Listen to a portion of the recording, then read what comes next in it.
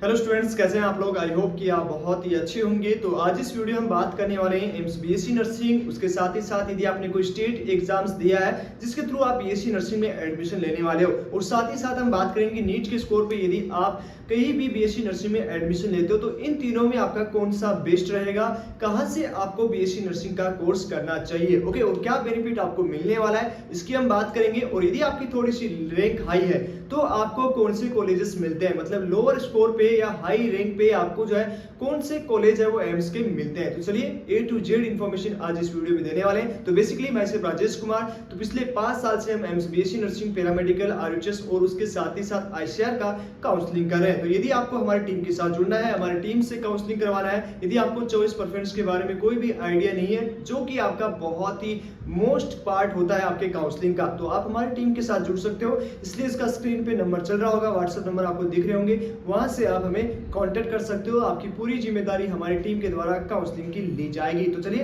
Video को start करते हैं। और वीडियो में हम क्या क्या बात करेंगे यहाँ पे कि जितने भी स्टेट एग्जाम्स हैं, आपकी जो भी स्टेट एग्जाम्स हो रही है उसमें आपको कौन से, मतलब जैसे एम्स की बात करेंगे, उसके बाद हम बात करेंगे आपका 3 एग्जाम्स हुआ होगा। यदि आप बीएससी नर्सिंग में एडमिशन लेना है तो आपको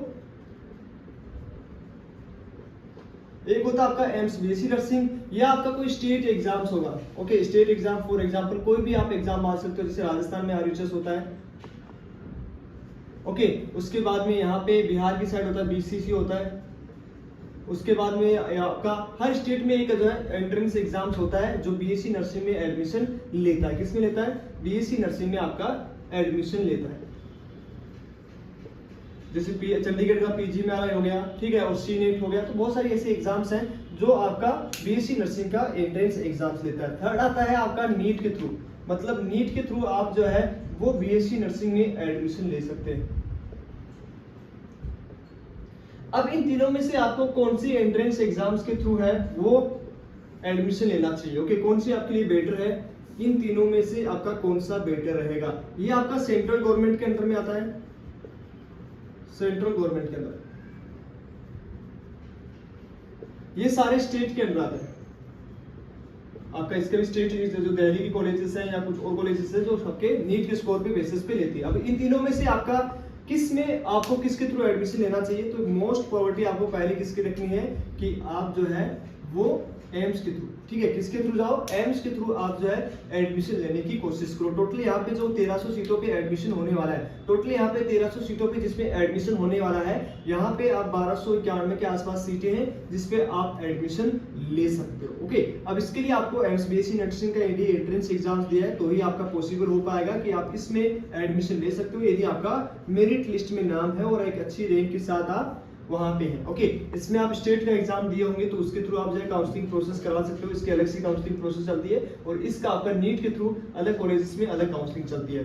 हालांकि इसमें तीनों काउंसलिंग में आप पार्टिसिपेट कर सकते हो। तो प्रेफरेंस यही रहेगा कि पहले आप एम्स के थ्रू एडमिशन लें, उसके बाद स्टेट, और उसके बाद यदि आपका नहीं होता तो नीट के बेसिस पे भी आप ले सकते हो। ओके, अब ये भी रिपीट हो जाएगा। यहाँ पे आपका फीस है वो मात्र 4 से 5 हजार ही लगेगा। यहाँ पे आपका काफी स्टेट, यहाँ पे 2 सीट होती है, नॉर्मल सीट, पेमेंट सीट। तो पेमेंट सीट का काफी अच्छा पेमेंट होता है, तो इसलिए आपको कोशिश करना है कि 4 साल की डिग्री कोर्सेज का आप एम्स के थ्रू एडमिशन ले। तो ये चीज आपको समझ में आ चुकी है। अब यहाँ पे हम बात करेंगे कि यदि आप एम्स से बीएससी नर्सिंग करना चाहते हैं तो यहाँ पे जो आपकी काउंसलिंग प्रोसेस होती है, काफी आपको YouTube पे देखने को मिल रहा होगा कि भैया हमारे को YouTube से वीडियो देख के हम कर लेंगे। तो देखो जैसे जैसे बच्चों रैंक चेंज होगी, जैसे मान लो 1 से जिसकी 1000 रैंक है, 1000 से जिसकी 1K से जिसकी कम से कम 4000 5000 रैंक है, 5000 से 8000 रैंक है वो, और उसके बाद में 8000 से 16000 रैंक है, और 16000 से 25000 रैंक है।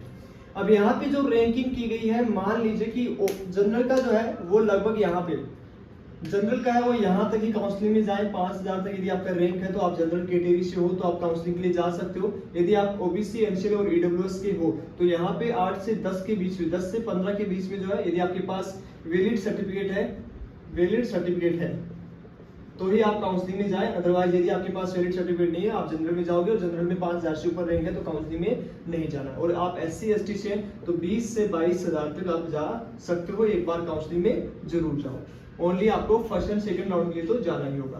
तो ये आपको समझ में आ चुका है। अब यहाँ पे सबकी सीक्वेंस है वो चेंज हो जाएगी, क्योंकि यहाँ पे जो है वो टॉपर रैंक वाले बच्चे रहेंगे। ओके, यहाँ पे यदि आप आपकी 8000 रैंक है, 16000 रैंक है और आप यहाँ पे लगा रहे हो एम्स दिल्ली लगा रहे हो या और पुलिस लगा रहे हो, ठीक है, तो वो ऐसे आपको चॉइस प्रेफरेंस नहीं करना है, क्योंकि यहाँ पे जो फर्स्ट राउंड होता है, सेकंड राउंड होता है। जो फर्स्ट राउंड में सीट अलॉटमेंट होती है, सीट अलॉटमेंट जो फर्स्ट राउंड में होती है, मान लीजिए आपको वो सीट नहीं चाहिए तो आपको अपग्रेड करने का ऑप्शन मिलेगा, अपग्रेड करने का ऑप्शन मिलता है। तो यदि आपकी सीक्वेंस सही होती है तभी आपको सीट मिलता है, वरना अदरवाइज आपका फर्स्ट राउंड में जो अलॉट होती है वही वापस मिल जाती है। तो इस तरह से चॉइस फिलिंग करना है कि बच्चों आपका जो ड्रीम कॉलेज है वो आपको मिल जाए। वो कैसे मिलेगा? जब आपकी चॉइस प्रेफरेंस उसी के अकॉर्डिंग होगी, क्योंकि सभी सीटों का, जैसे सीट अलॉटमेंट की बात करें तो जो सीट अलॉटमेंट होती है वो किस हिसाब से होती है, मतलब सारे बच्चों को एक साथ सीट नहीं दिया जाएगा, तो उस चीज को दिमाग में रखना है और उसी हिसाब से आपको चॉइस फिलिंग करनी है। यदि इसके बारे में आपको कोई भी नॉलेज नहीं है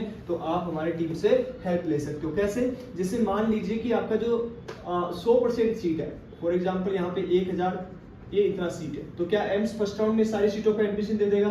नहीं देगा। 20 से 40% सीटों पे एडमिशन फर्स्ट राउंड में होता है। तो आपको पैनिक नहीं होना है कि फर्स्ट राउंड का जैसे रिजल्ट आया और आपको आपकी ड्रीम कॉलेज नहीं मिली तो आप पैनिक नहीं होना, ये चीज ध्यान में रखना। ओके, उसके बाद में सेकंड राउंड में आपका लगभग 70 से 90% सीटों पे एडमिशन दे देता है। ओके, ये किस में दे देता है? सेकंड राउंड में। अब यहाँ पे जो सीटें 10% बचती है वो ओपन राउंड के लिए बचती है, और मैक्सिमम जो स्टूडेंट यहाँ पे फर्स्ट राउंड में सिलेक्ट होते हैं वो ड्रॉप आउट कर लेते हैं, क्योंकि वो नीट के स्टूडेंट होते हैं, कहीं ना कहीं वो उनको सीट मिल जाती है तो वो ड्रॉप आउट होती है, और ये संख्या 30% तक चली जाती है। और वो किस में जाती है? वैकेंट सीट है वो ओपन राउंड में जाती है, और यहाँ पे सिर्फ वही स्टूडेंट पार्टिसिपेट कर पाते हैं जिसको या तो फर्स्ट सेकंड राउंड में सीट ना अलॉट हो, नॉट अलॉटेड, किसमें? जिसमें आपको सीट नहीं मिला हो फर्स्ट सेकंड राउंड में, और वो जो फर्स्ट सेकंड राउंड में काउंसलिंग में नहीं गए थे उनका मेरिट लिस्ट में नाम है तो वो ओपन राउंड में जा सकते हैं। ओके, तो ये चीज समझ में आ गया। तो इसलिए आपकी चॉइस प्रेफरेंस बच्चों बहुत इंपॉर्टेंट है। यदि आपकी अच्छी रैंक है तो आपकी चॉइस प्रेफरेंस अच्छी सी होगी तो फिर आपको एक अच्छी कॉलेज मिल जाएगा, क्योंकि आपको अपग्रेडेशन भी करना है, किस तरह से कहाँ रखना है, तो वो सारी चीजें दिमाग में आपको रहना चाहिए, किस कॉलेज का कितना कट ऑफ जाए। यदि आपको इसके बारे में कोई भी इन्फॉर्मेशन नहीं है तो आप हमारी टीम के साथ जुड़िए, और यहाँ पे आपको सबको पता है कि यदि आप जो है ओपन राउंड में जाओगे तो वहाँ पे 25,000 रुपए आपके लगने वाले हैं। तो उन सबसे बचना है और एक अच्छे एक्सपीरियंस टीम के साथ काम करो बच्चों, ताकि आपका सारा प्रोसेस हो जाए। और अधिक जानकारी के लिए आप हमारे स्क्रीन पे चल रहे व्हाट्सएप नंबर पे एक बार कॉल जरूर मिला लीजिएगा या आप मैसेज कर दीजिएगा। तो चलिए आज इस वीडियो में इतना ही, मिलते हैं आपसे नेक्स्ट वीडियो में, तब तक के लिए बाय बाय।